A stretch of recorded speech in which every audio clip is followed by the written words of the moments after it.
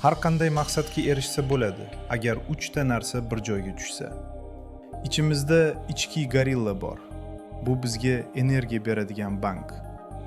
Agar mana shu 3 ta shart bajarilsa, o'sha gorilla bizga to'xtamaydigan energiya berishni boshlaydi.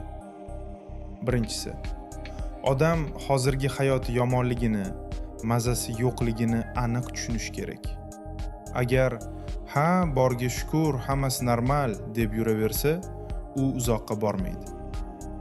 Ikkinchisi, odam haqiqatda yaxshi yashash qanaqa bo'lishini tasavvur qila olish kerak.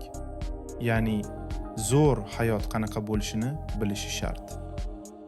Uchinchisi, eng muhimi, hozirgi yomon nuqtadan o'sha zo'r nuqtaga aynan qanday o'tish mumkinligini aniq tushunish.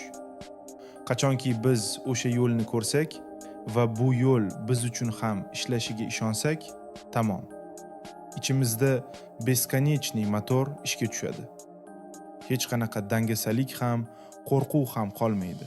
Chunki hamma narsa aniq bo'ladi.